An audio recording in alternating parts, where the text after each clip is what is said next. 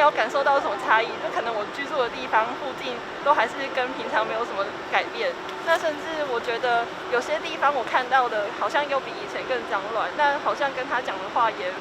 好像跟事实没有相符这样。我们邀请所有北漂的高雄人，在6月6号的那一天回到高雄，一起来罢免韩国瑜，一起来投下罢免韩国瑜这一票，一起来。我们重新拿回高雄的主权，来重新成为高雄市的主人。韩国瑜的高雄市政府现在滥用他的行政权力，以及严重的行政不中立，不管是这个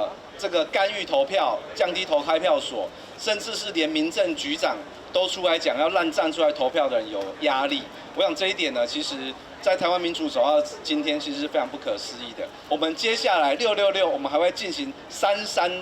场的罢韩演习。所以呢，我们在旗山、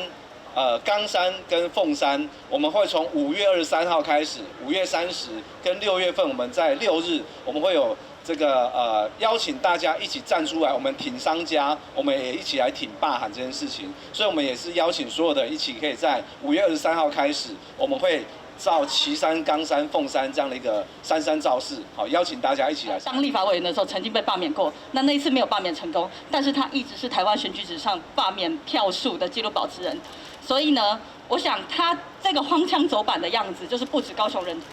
当然最知道嘛，因为他当过他们市长。但是在这个2020的选举的那个过程，大选的过程，我想全台湾人都有看到，这是一个多么荒谬的人。所以在这里也恳请大家一起关心这件事情。罢免是人民基础的参政员基本的权利，那恳请大家一起关注这件事情。那也拜托说，就是北漂的高雄人，因为今天我们选在台北车站嘛，也拜托北漂的高雄人们，6月6号让韩国瑜这个诈骗集团更新他自己的记录，让他6月6号成功的被罢。坚定罢韩，非韩不投。